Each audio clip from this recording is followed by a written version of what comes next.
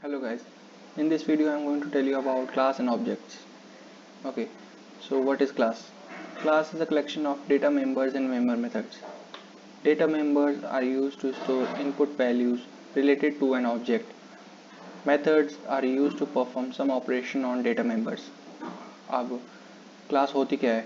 Class एक collection होती है डेटा मेंबर्स और मेंबर मेथड्स की, और data members are used to store input values, मतलब जो भी वैल्यूज़ हम ऑब्जेक्ट बनाते समय या उस प्रोसेस को बोलते हैं हम इंस्टेंटेशन। तो इंस्टेंटेशन के समय जब हम जो भी इनपुट वैल्यूज़ देते हैं, डेटा मेंबर का काम होता है इन इनपुट वैल्यू को स्टोर करना। और इसमें क्लास में हमारे मेंबर मेथड्स भी होते हैं, और मेंबर मेथड्स का काम होता है कि कोई ऑपरेशन परफॉर्म करना। फॉर एग्जांपल, अगर मेरे पास एक क्लास है और उसमें मैंने एक मेथड बना रखा है जो दो नंबर को ऐड करता है, तो ये जो मेथड है वो क्या कर रहा है, एक ऑपरेशन परफॉर्म कर रहा है which is addition of numbers. This is what a class is made up of. Class is made up of data members and member methods.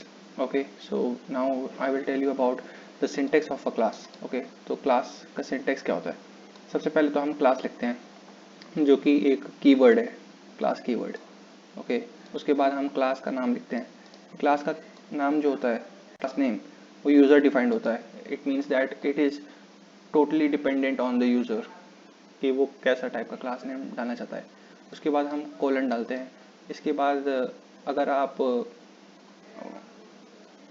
Anaconda navigator में, जुपिटर नोटबुक में प्रोग्रामिंग कर रहे हैं तो फिर यहाँ पे ऑटोमेटिकली इंडेंटेशन हो जाता है, लेकिन आपको इंडेंटेशन रखना पड़ता है। Okay, because whatever things you are going to write data members and member methods, it should be inside the indentation or the body of the class that you are creating. Okay, so indentation रखना ज़रूरी है। अगर आप किसी भी class में data members या member methods डाल रहे हैं तो वो सारी चीज़ें इंडेंटेशन में होनी चाहिए।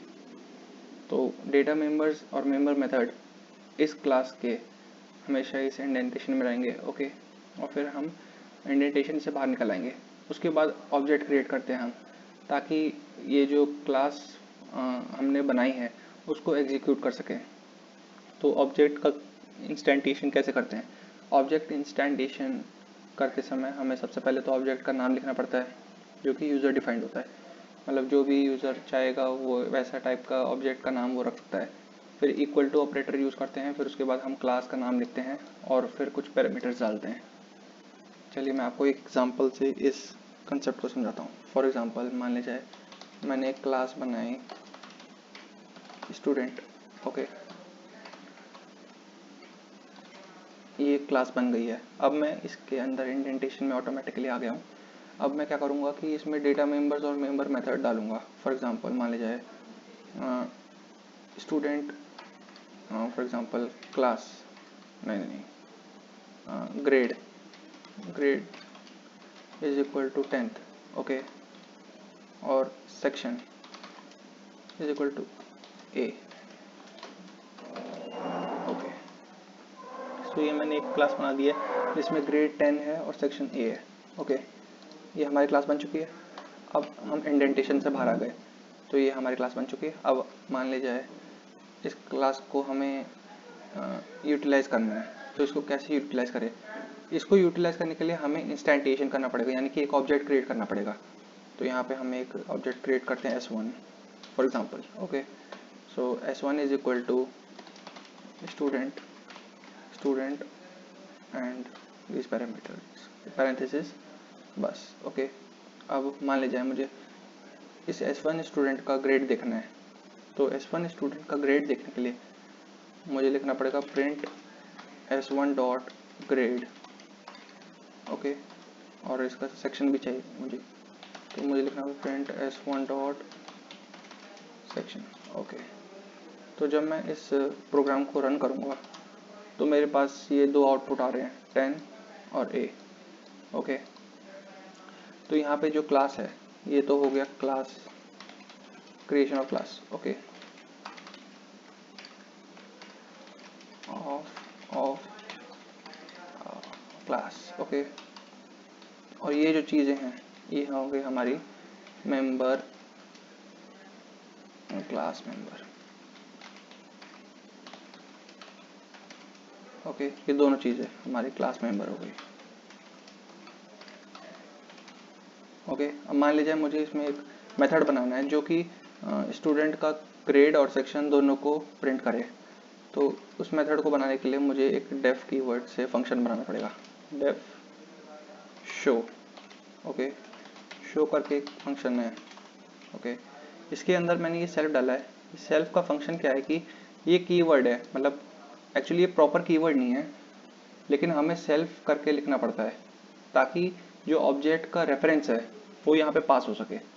ओके, इसके बारे में मैं आपको अभी बाद में बताऊंगा, लेकिन आपको बस ये समझिए कि क्लास मेथड को कैसे यूज़ करते हैं। ओके, क्लास मेंबर तो मैंने आपको समझा दिया कि क्लास मेंबर ऐसा होता है। अब क्लास मेथड कैसे क्रिएट करते हैं, तो मैंने लिखा है डेफ शो सेल्फ। अब इसके बाद मैं लिखूंगा print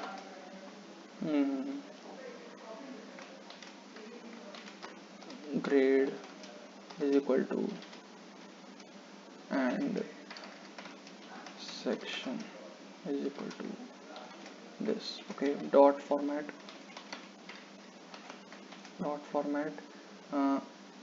self dot grade comma self dot section. Okay, ये जो हमने चीज़ लिखी है डेफ शो, ये जो फंक्शन है इसको हम बोलते हैं क्लास मेथड। ओके, तो एक मेथड है, ये फंक्शन है जो एक ऑपरेशन परफॉर्म करेगा, और इसका ऑपरेशन ये है कि ये ग्रेड और सेक्शन प्रिंट करके हमें दे देगा in form of string. Okay, तो मान लीजिए अगर मैं इस चीज़ को कमेंट आउट करता हूँ,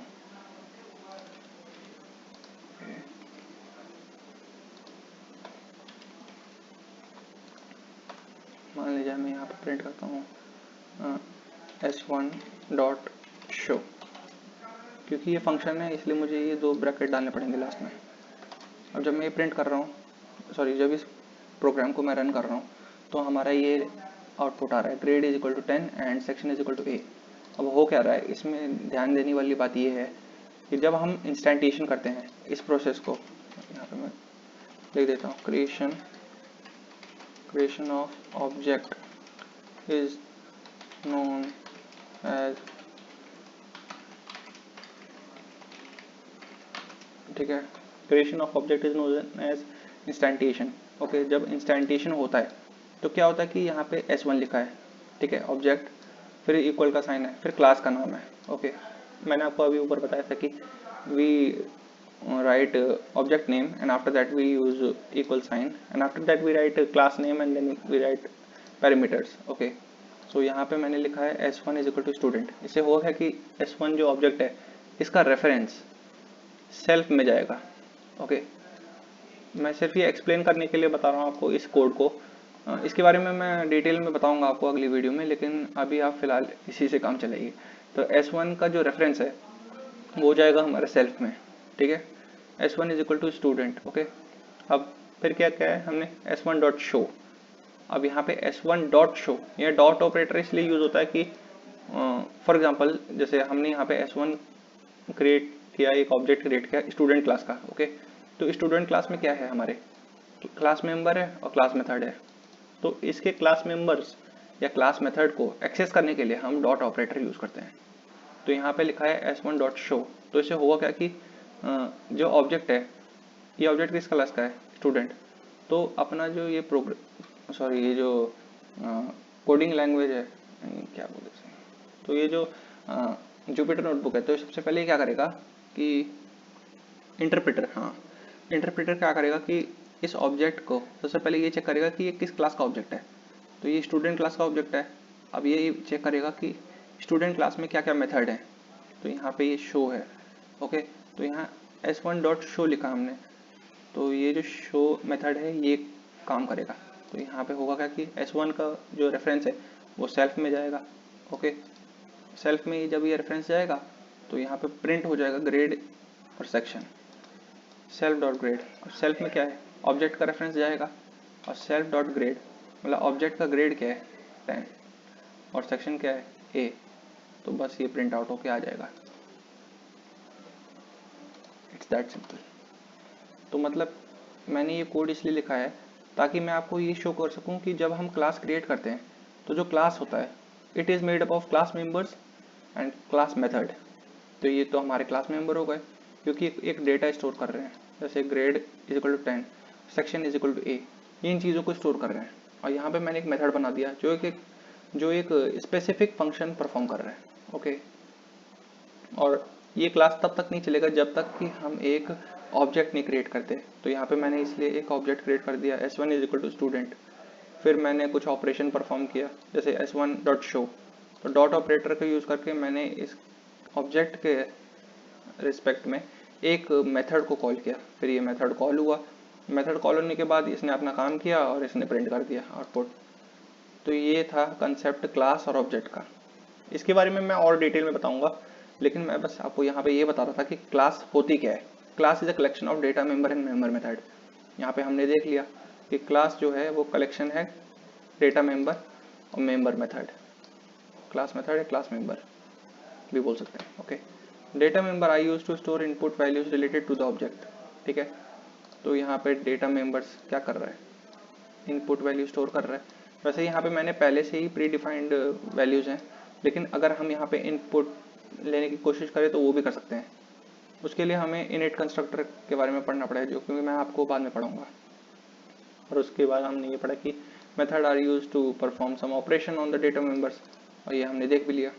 मेथड क्रिएट किया है जो कि ऑपरेशन परफॉर्म कर रहा है, ग्रेड और सेक्शन को प्रिंट करके दे रहा है। तो यही था कंसेप्ट क्लास और ऑब्जेक्ट का। मैं इसके बारे में और बताऊंगा अगली वीडियो में। Thank you so much, have a nice day.